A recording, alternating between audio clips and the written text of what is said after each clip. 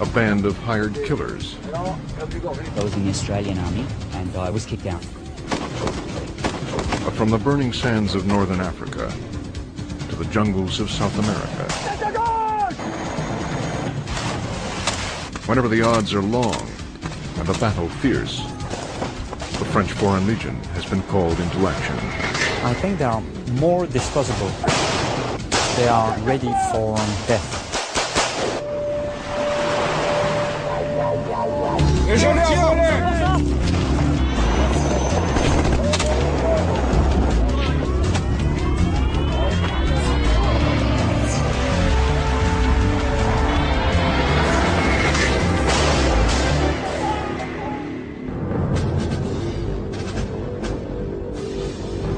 The Persian Gulf, 1991.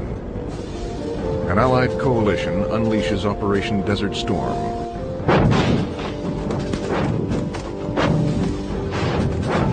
American forces lead the assault.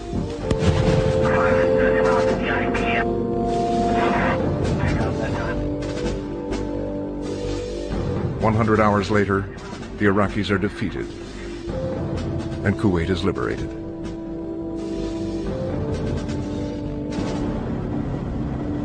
Over 30 nations came together to form the coalition. But one band of soldiers stood apart. The French Foreign Legion. A regiment shrouded in secrecy and littered with mystique. They shouldered a heavy burden. Guard the coalition's left flank from counterattack. General Norman Schwarzkopf commanded the Allied coalition. The Legion did a great job. They had the mobility that was required for that kind of an operation. A lot of people said when we went to propose the operation in the first place, but we'd bogged down in the sand or we'd hit the rocks or something like that. They didn't at all. So that was really the ideal goal for them.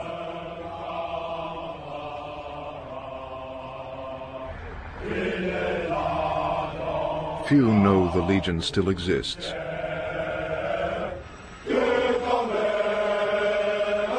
Even fewer have been inside.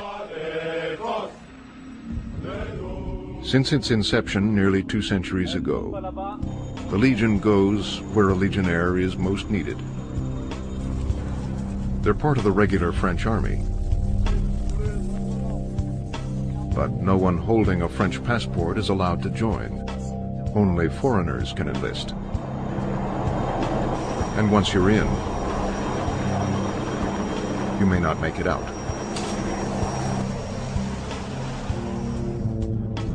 The Legion was created as a way to funnel immigrants and criminals out of France and onto the battlefield. An idea as old as war itself. Mercenaries who'll fight for profit, whatever the cost.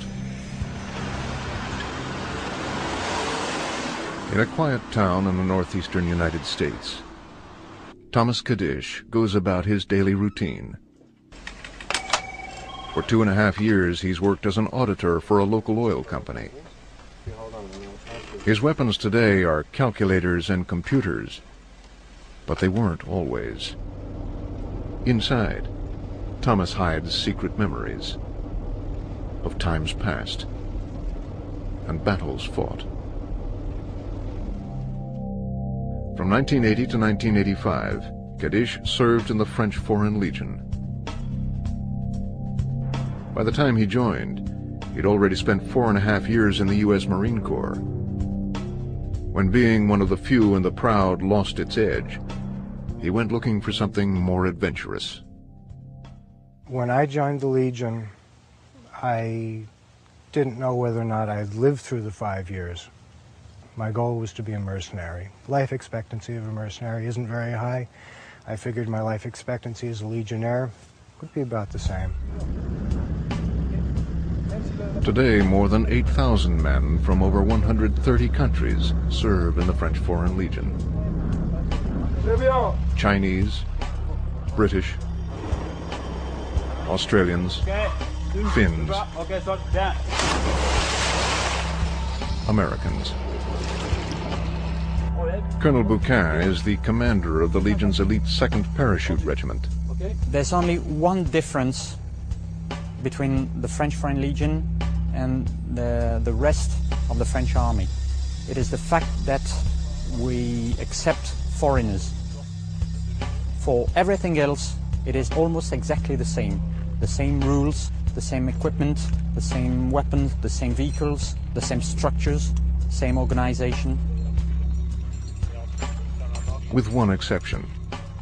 While French law allows women to serve in the army, the Legion itself won't let them in. General Bernard Grail is the highest-ranking officer in the French Foreign Legion. For the moment, it is impossible for us to accept women into the Legion, because our training system and our day-to-day life within the Legion just won't allow it.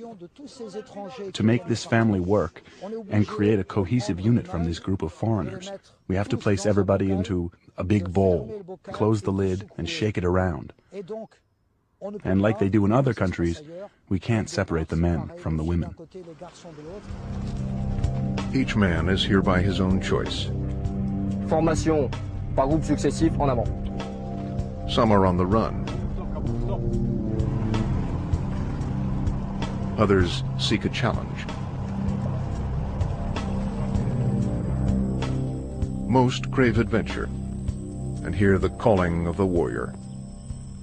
If you're going to join an army, you don't want to spend all your time in garrison. You don't want to waste your time training and training and training and never getting a chance to use it. If you join the Legion, more likely than not, you're going to go to combat.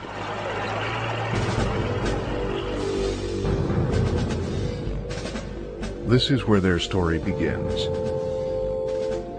Paris, Fort de Nogent, the entry point into the Legion. Millions of men have passed through these gates into a dark and secretive world where only 1 in 12 is accepted. A fierce competition to be one of the chosen few. It's the only institution of its kind in the world. The only one that gives a man a second chance. Whatever the reason, if the man wants to shed his old skin, leave behind his entire life, he can come to us and start over, be reborn in a way, without a lot of questions about his past. The point is that when everything is all right for you in your life, you don't get the ID to join the French Foreign Legion. Only people who had some kinds of failure in their life get the ID to join the Legion. That's to say that they had a problem. Not everyone comes with baggage, but some do. 28-year-old Randolph Clark was rejected by the U.S. military. He discovered the Legion on the internet. 2 months later, he arrived in Paris. When I was around 18, 19, I had gotten in some trouble back in the States. And kind of sailed around a bit, went to college. I decided that I needed to make something happen. The Legion offers every recruit a fresh start and a new identity if he chooses. A guy who was speaking in broken English said, "Wait here," and somebody else came in who spoke English much better and said, "Why do you want to join the Legion?" So I told him why I wanted to join the Legion, and he looked at my passport and he said, "Wait here." And about 5 minutes later, he came back with a piece of paper with a different name typed on it, and he said, "Sign this, your name is now Jeffrey Keith." Under their new name, they sign a 5-year contract that promises a rendezvous with danger. From this moment, a recruit begins a new life, whether he's looking ahead or over his shoulder. If he chooses to shun his past, it won't get through the front gate. Colonel Mishka Yakolev. The idea is that, in effect, we'll sign the contract under fake identity, and that is anonymat. So you've got diplomas. We create a disconnect between the you were as a civilian before and who you are now as a legionnaire. So someone who's looking for you, you're not there anymore. You've left this planet. The new recruits get shipped south, down to the outskirts of Marseille, in the town of Aubagne. Here they undergo 3 weeks of rigorous testing. Those who make the cut face a tougher ordeal. 16 weeks of basic training in southwestern France at the garrison of Castelnaudary.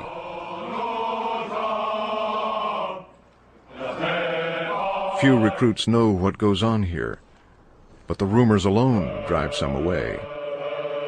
We heard that people got beaten to death in training, and if you made a mistake, you could get shot, and that their live fire exercises were really live fire. We'd heard things like that and wondered whether or not they were true. The truth itself is tough enough. The pounding begins immediately. An intense test of physical fitness, mental well-being, and the sheer will to live. They have a different style than the Americans. It's a lot of physical. You go. You have no choice. You know, don't sit down. Don't cry about it. You go. You're a Legionnaire. Legionnaires train as they would fight, and fight as they train. And they're trained to be expendable. More often than not, they are sent to some of the most dangerous places in the world. They usually like to send the Legion first, because if things do work out fine, then they can give the glory to the French army, and if they don't, well, so a few foreigners got killed. No big deal. 1997. Chaos breaks out in the Republic of Congo.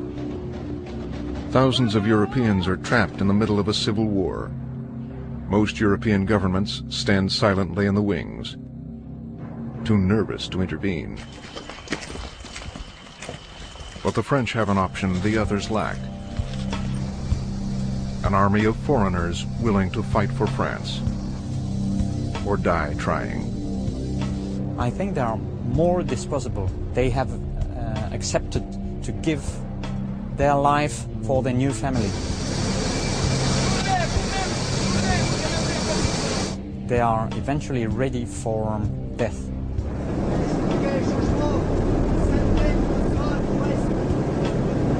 The Legion deploys 600 commandos from the 2nd Paratroop Regiment.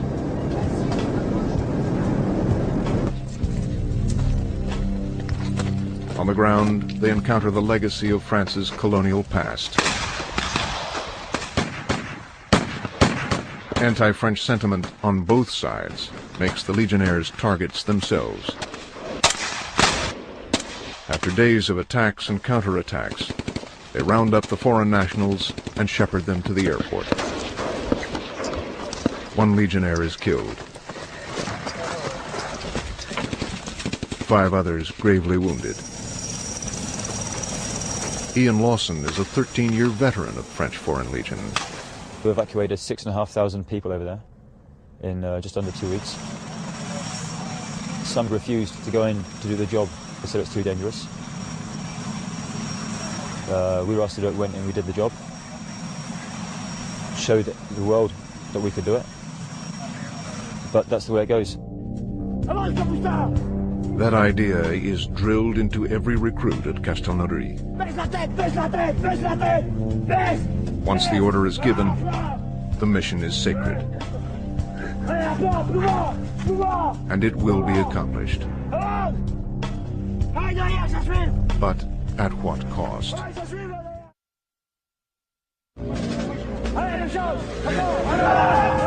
After a few weeks of basic training, recruits break into smaller units and travel to camps outside Castelnaudary.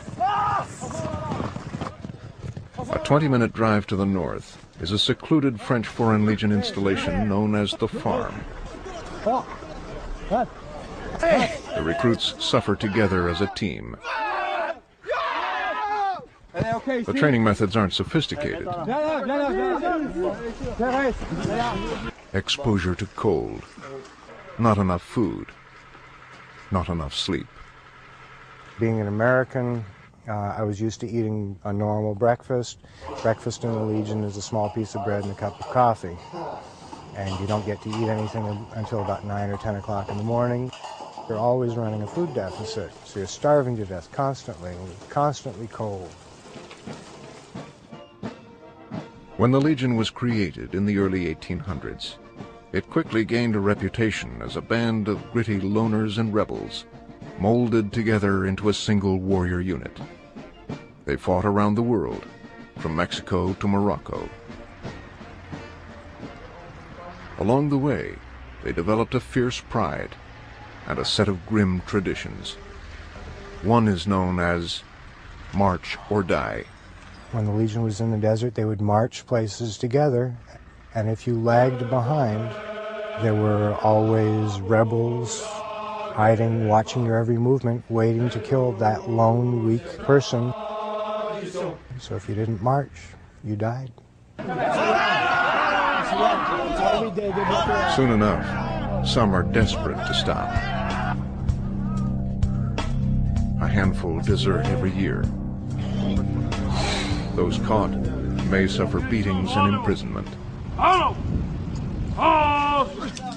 The Legion's history of brutality is well documented,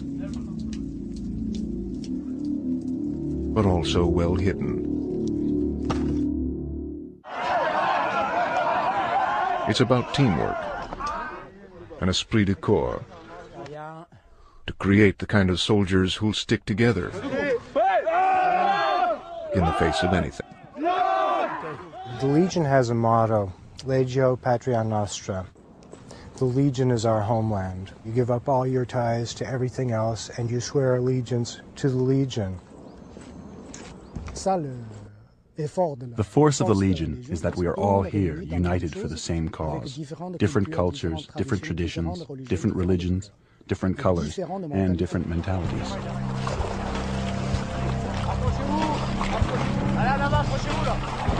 Instead of fragmenting the unit, their diversity forges a bond that keeps them together.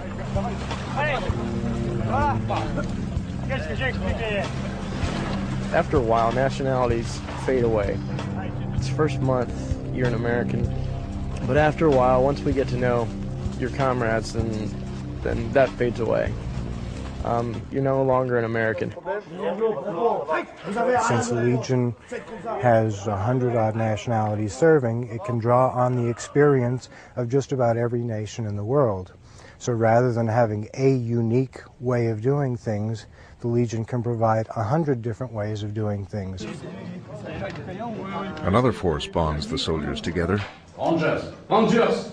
Language. Qu'est-ce que c'est? Une Rangers. French is the only language every recruit speaks.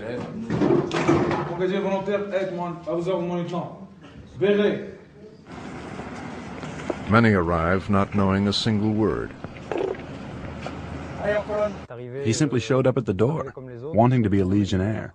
He's Mongolian, and of course they have a totally different alphabet and culture.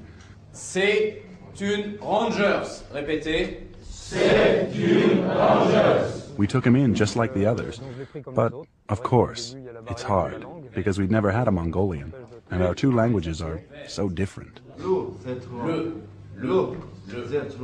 When you first join the Foreign Legion, it's a jungle. You've got a very, very bad level of French. Guys have got 2 months of service in the army or in the Foreign Legion. It's normal they're not going to speak the language. Qu'est-ce que c'est? The Legion makes sure you learn, Qu'est-ce que c'est? one way or another. You learn faster, you get your head kicked in. It starts off, and they're really reasonably lenient if you don't understand things. They take into account that you've only been there a short period of time, but the longer you're there, the more they expect you to know. And if you don't get with the program fast, it can get quite painful. After a few weeks, a new devotion sets in.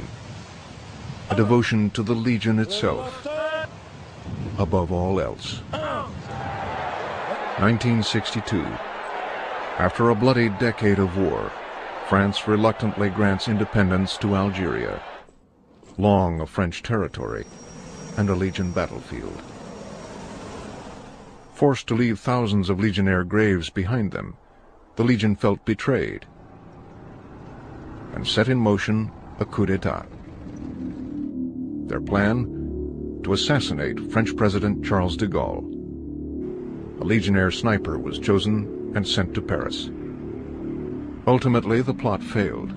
Some speculate that it was foiled when de Gaulle's route was changed at the last minute. But the Legion suffered irreparable damage. The French government acted to ensure such an insurrection could never be repeated.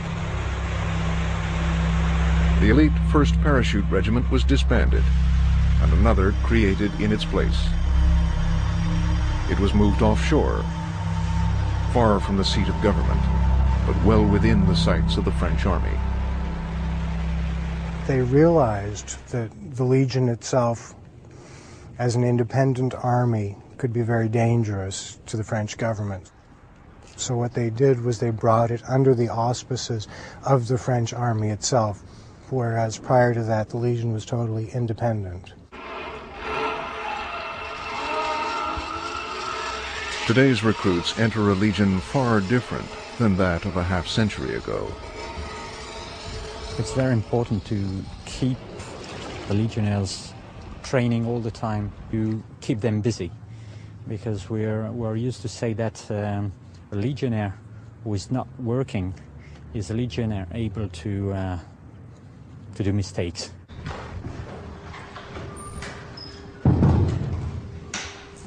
Discipline, dedication, and loyalty are the order of the day. C'est la Légion étrangère. Orders flow from French officer to foreign legionnaire, without question. Tu as des bons résultats? In one way, it is easier to control in the French Foreign Legion for the chief, because you know that you give an order and you will be obeyed. On fait un bond de 200 mètres toujours en essayant de trouver un point d'observation. When a guy asks to move a mountain, the colonel turns around and says, right, tomorrow I move that, we will do it because he said to do it. It's not blind brainwashing. It's that if he says that it can be done, well, okay, fine, it can be done. Recruits are taught to ignore the political or moral implications of their mission. Where the government decides to send you, that's where they send you. If you start to toss back and forth, well, politically this is wrong, then you think twice about fulfilling your mission. Then you lose that edge that you had. They are looking for a family, they are looking for a place where they have a specific job, where they get orders, where they don't have to think, where they just have to obey, and they are looking for some kind of security in this new place they have chosen for their life. For those who keep going,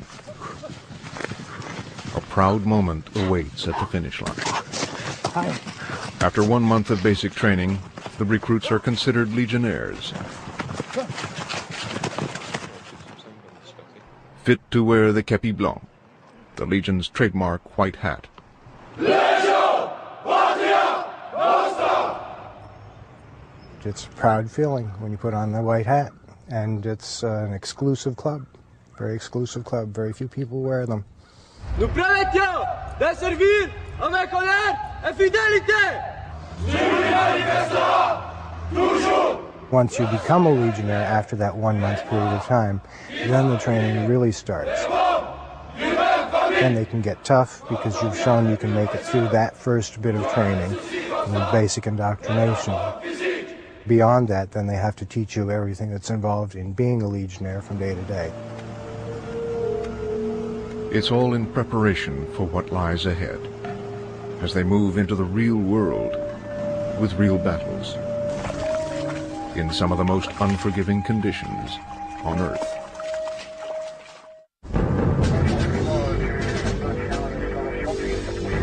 For almost 2 centuries, the desert has been a battleground for the French Foreign Legion. Chad, Tunisia, Morocco, the great garrisons of the African dunes.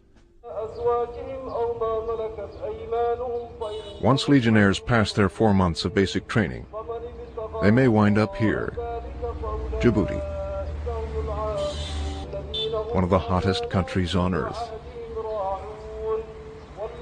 The thing about Djibouti is it's so far away from what we consider to be the conventional world. You're away from the eyes of anybody. Anything can happen. You follow orders, because if you don't, you can disappear. Perched on the Horn of Africa, this former French territory is a mere fraction the size of France, with 1/100th the population. But it's where the action is. Captain Philippe Delapelle commands a Legion unit isolated in the desert. It is a very good place for us because it is close from Somalia, Ethiopia, Eritrea, places which are quite dangerous.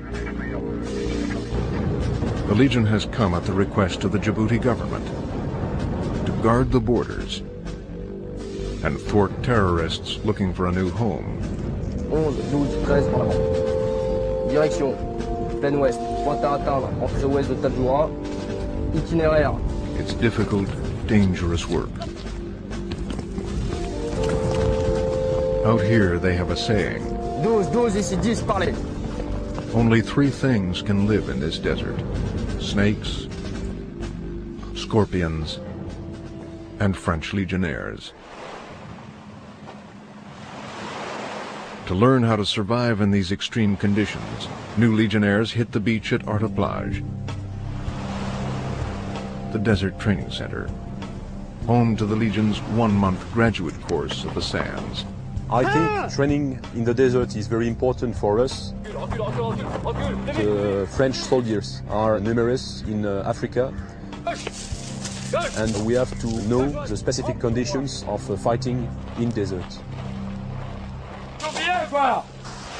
It's a very good school for us to be here in Djibouti. Légion! Rien! Pas derrière! Rien!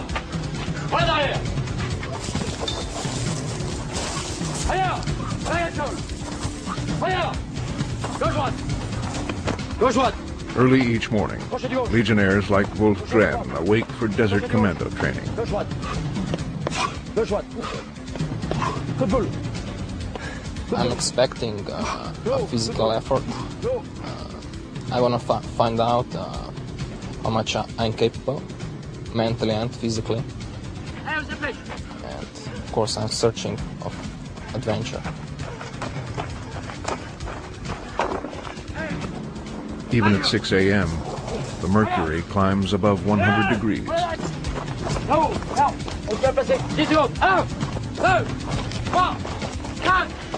Reared on the ski slopes of Slovenia, he's never tackled conditions like this before. He's been kept awake for the past 36 hours. He paddled all night, then did a forced march until 4 a.m.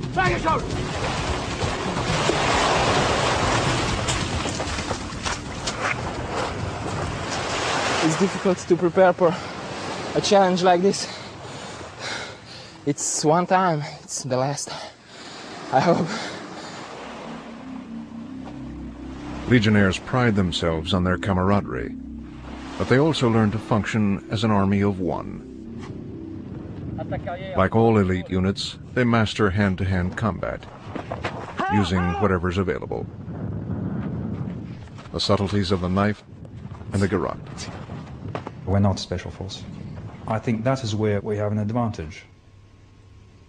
It's not exactly training, it's specifically knowing how to do things. The Legion has something else, a certain capability to withstand hardship and duress. The Legion is self-sufficient anywhere. The American military, when they go in, if they don't have it with them, they're at a loss. We're so used to dealing with, making do with nothing, that we take what we need, water and ammo.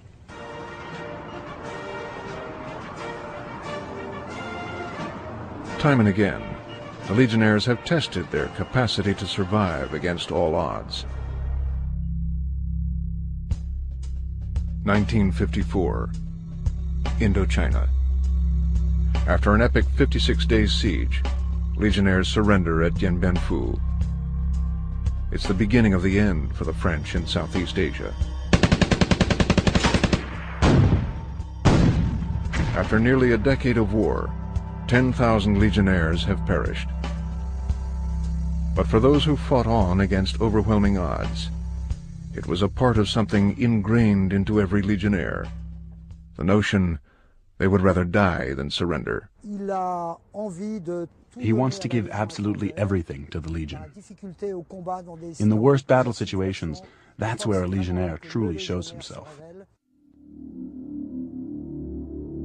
In the last century, over 30,000 Legionnaires have died in combat, a casualty rate of 1 in 10. This is the mainstay of their grim legacy.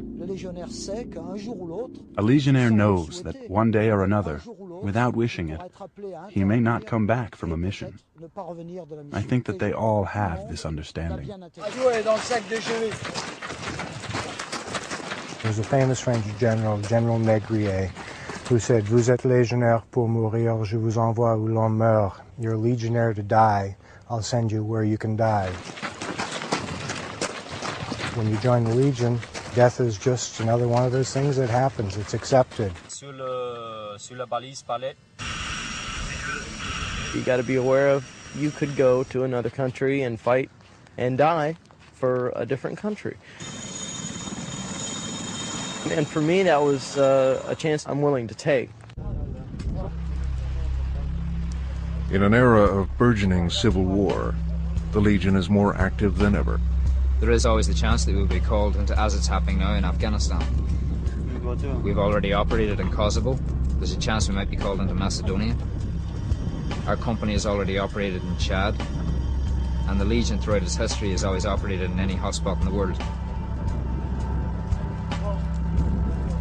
With its global reach, the Legion once again came under attack as the enforcer of French colonialism. Algeria in the 1960s was the low point. Desperate for independence, Algerian freedom fighters faced off against the Legion. For years the battle raged. Thousands on both sides died. In the end, the Legion was not only defeated, but denounced for its brutality. Not everything is peaches and cream. The world is a rough place for a lot of people. Just because things are cushy here in America for most people doesn't mean that that's what they are elsewhere in the world.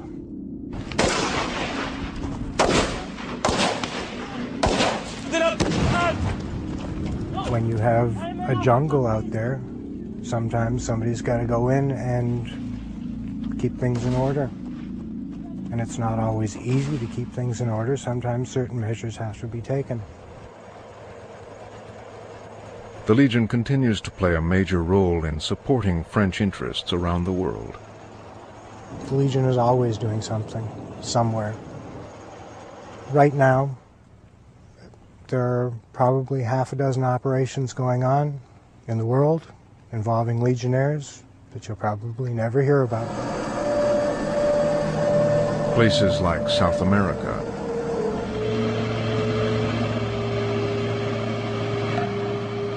where Legionnaires come face to face with the hidden dangers of the Amazon.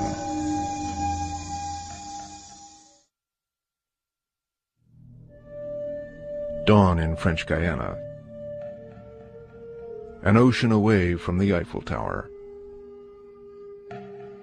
a little piece of France in the jungles of the Amazon. Sunrise reveals the tranquil beauty of this wilderness, and something else. This is Camp Zutz, jungle training, Foreign Legion style.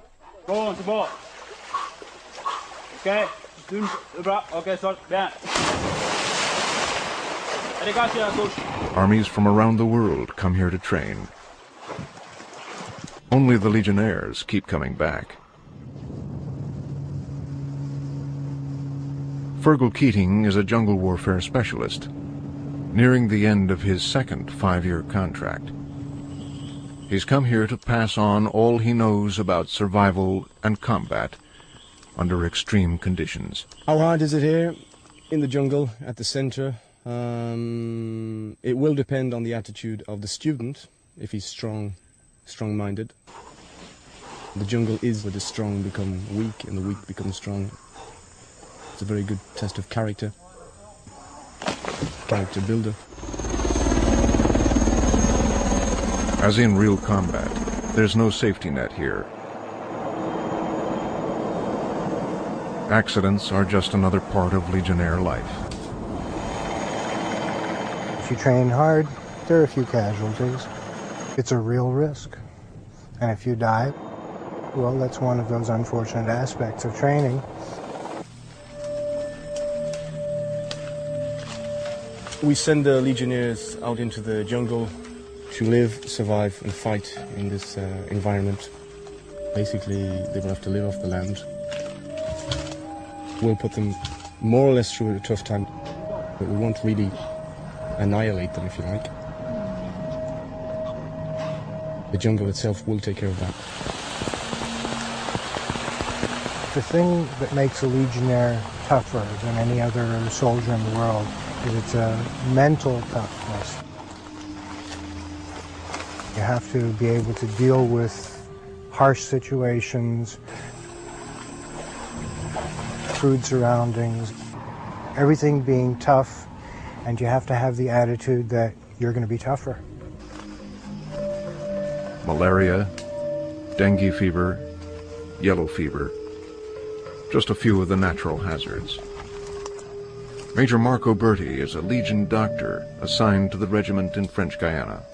The Amazonian jungle is a place where there are sicknesses and diseases that aren't even in medical journals. They're so rare that we don't even have names for them. They haven't been documented because man doesn't often go that deeply into this jungle. There is also the danger of snake, scorpion, and spider bites. But here, Legionnaires like Bernard Robbenheimer learned to be at home. The British and the Americans started doing this sort of jungle penetration during the Second World War. I think we're one of the last military units that keeps up this trade of being able to send a platoon into the jungle completely autonomously for 2, 3, 4 weeks. Kitted out as we are at the moment, we could survive. We've got enough food and ammunition for perhaps 48 hours in the jungle.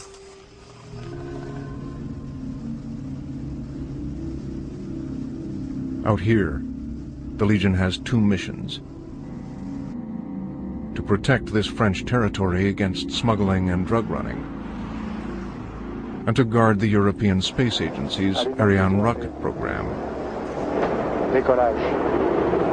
from the ever-increasing threat of terrorism.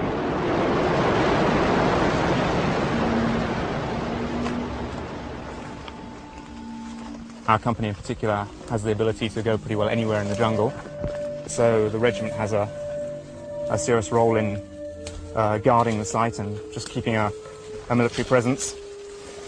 As recent events have shown us, terrorists could attack anywhere. The jungle has a way of holding on to people. As the officers like to say, the Legionnaire may leave Guyana, but Guyana will never leave the Legionnaire.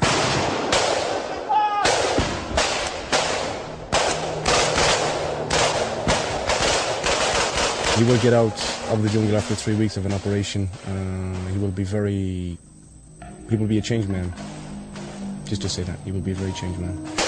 Protect the goal! Protect the France! Protect the wall!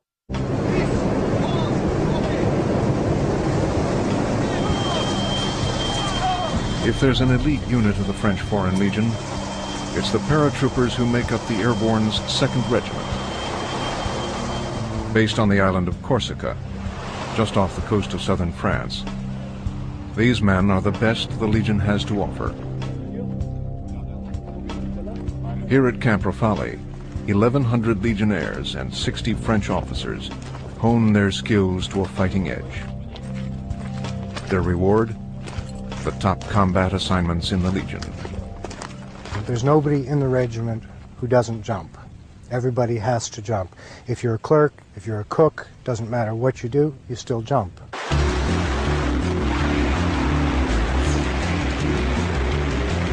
They jump in all kinds of conditions and terrain, even in full gear, at night, far out to sea. Paddy Malone has been at it with the Legion for the past 18 years. Not an easy life. It's not, it's not a pushover thing.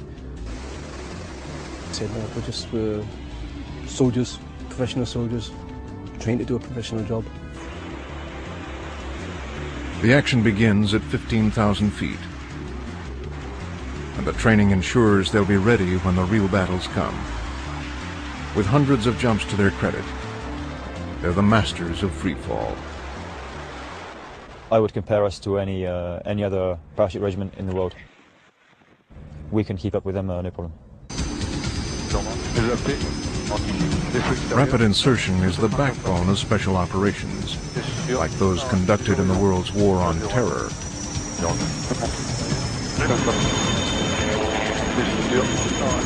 Small commando units made up of 7-man teams race against the clock.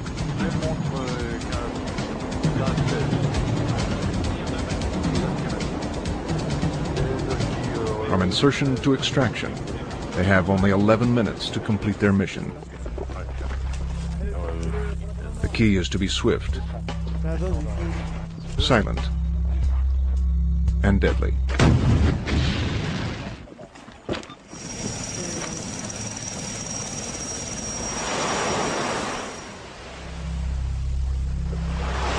One of our strongest points is we can go in any situation and we'll always come out, on top. We can adapt to any situation, anything. Or go into the mountains or go on the plains, we don't care. Just go in there and get it done, go in there and get the job done to prove our reputation, to prove that we are what we are and we can do what we do, you know? That we are as good as people say we are. Today's Legionnaire may be technologically superior to his predecessor, but both share a common origin. Inside, the Legionnaires are the same they were 50, 100 years ago. When they join, they learn to build an armor. Outside, they are really strong men, good warriors, very disciplined. They look impressive. But each of them has a hidden face. No matter their reason for joining, their willingness to face death makes them the perfect soldiers. When he enlists, a Legionnaire puts his fate in his commander's hands. No questions asked. If we get sent somewhere to fight, either we finish it or we stay. Basically, the French army's got no scruples whatsoever to send us to places where you die. Because we're foreigners. Serving under the banner of the United Nations hasn't thrown off their stride. In 1993, we're in Sarajevo. We had to wear the Berry Blue. There was a big discussion. Should the Foreign Legion wear a Berry Blue? If you get sent to do that particular job, to fill in that particular task, the colour of the beret doesn't matter. For us, it comes within. What will never change is the way Legionnaires and the Legion see each other. I think the Legion will always remain a home for some people who had troubles in their life and who wants to find something hard to realize themselves. That's what makes the Legion unique. When you've got a bunch of guys that have been lived together for 5 years, they get to know each other, you know? They know when not to push and when to push. When to give a guy a smack in the head, like, you know, and not to do it. And the guys have their ups and downs, you know? It's like a family, you know? After 5 years, a Legionnaire's service ends.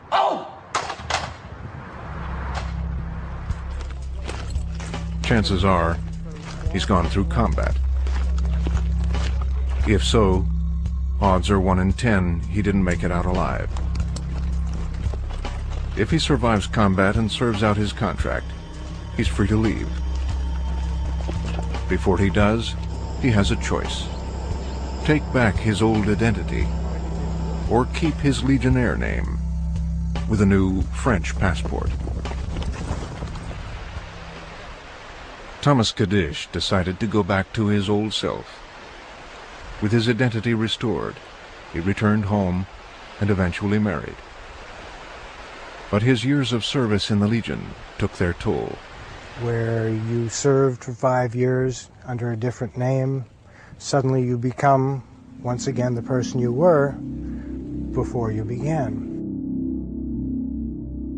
Can you go back to your life? Can you go back to who you were when you joined? You're still the same person, but you're not. For those who choose to stay, the Legion can become a home they never leave. And after a lifetime of adventure, they retire to Domaine d'Anjou, a chateau in southern France, where the Legion looks after its own. They owe their allegiance not to a king, not to a constitution, not to the organization. Hey! They are probably the ultimate builders, the penultimate builders of this thing called unit cohesion. At the end of Operation Desert Storm, the Legion awarded U.S. General Norman Schwarzkopf one of its highest honors. When they made me a member of the Legion, they gave me a card with a telephone number on it. It said, if you are anywhere in the world and you get in trouble, call this number and we will come to your aid. 100%! Consommation 100%! Revered by many, condemned by others, the French Foreign Legion is unlike any other fighting force in the world.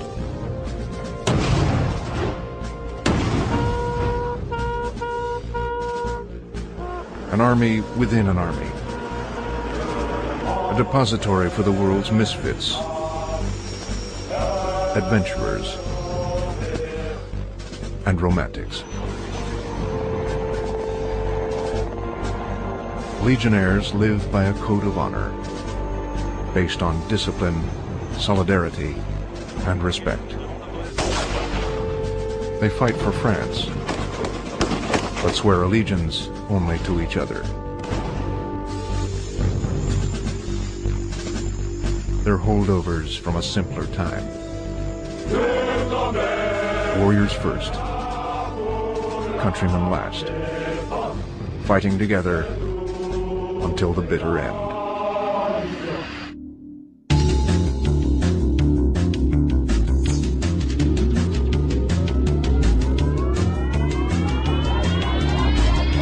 When I joined the Legion, I didn't know whether or not I'd lived through the 5 years. My goal was to be a mercenary. Life expectancy of a mercenary isn't very high. I figured my life expectancy as a Legionnaire would be about the same. Today, more than 8,000 men from over 130 countries serve in the French Foreign Legion. Chinese, British, Australians, Finns, Americans. Colonel Bouquin is the commander of the Legion's elite 2nd Parachute Regiment. There's only one difference between the French Foreign Legion and the rest of the French army. It is the fact that we accept foreigners. For everything else, it is almost exactly the same. The same rules, the same equipment, the same weapons, the same vehicles, the same structures, same organization.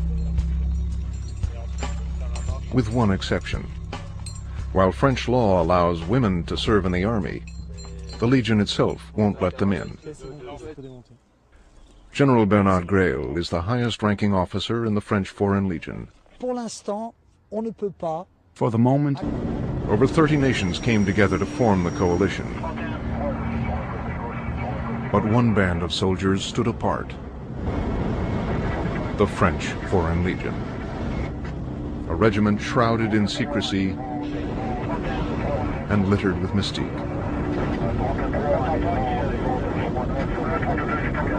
They shouldered a heavy burden: guard the coalition's left flank from counterattack.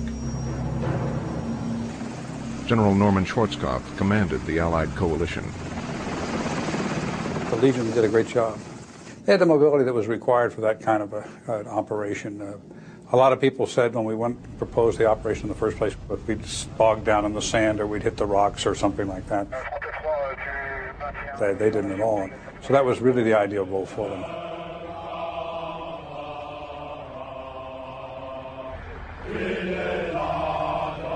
Few know the Legion still exists.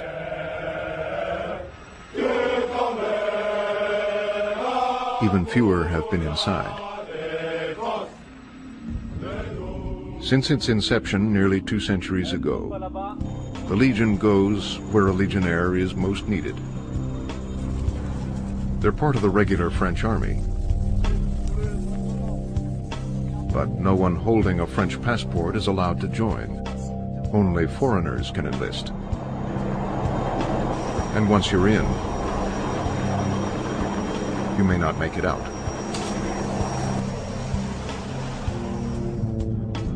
The Legion was created as a way to funnel immigrants and criminals out of France and onto the battlefield. An idea as old as war itself. Mercenaries who'll fight for profit, whatever the cost. In a quiet town in the northeastern United States, Thomas Kadish goes about his daily routine. For 2.5 years, he's worked as an auditor for a local oil company. His weapons today are calculators and computers, but they weren't always. Inside, Thomas hides secret memories of times past and battles fought. From 1980 to 1985, Kadish served in the French Foreign Legion.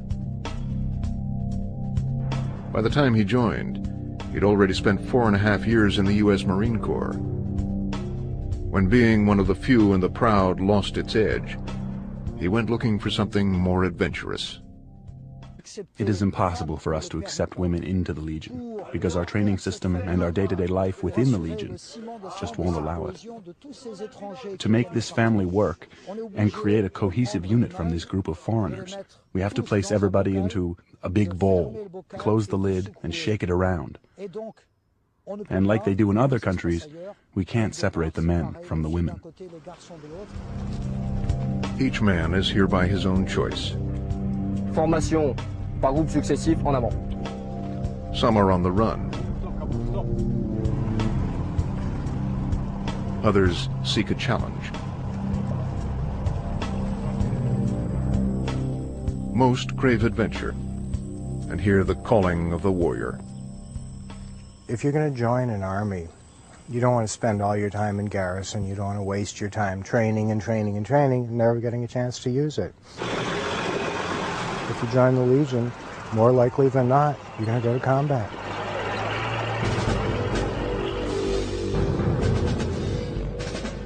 This is where their story begins. Paris, Fort de Nogent, the entry point into the Legion. Millions of men have passed through these gates into a dark and secretive world. A band of hired killers. I was in the Australian Army and I was kicked out. From the burning sands of northern Africa to the jungles of South America. Whenever the odds are long and the battle fierce, the French Foreign Legion has been called into action. I think they are more disposable. They are ready for death.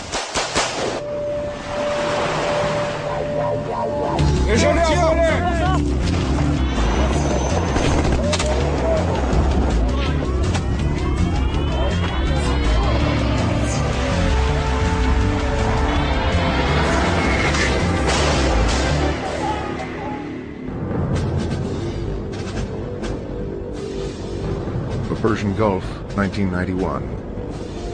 An Allied coalition unleashes Operation Desert Storm.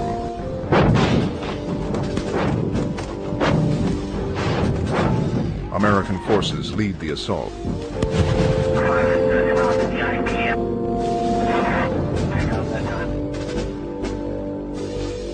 100 hours later, the Iraqis are defeated, and Kuwait is liberated.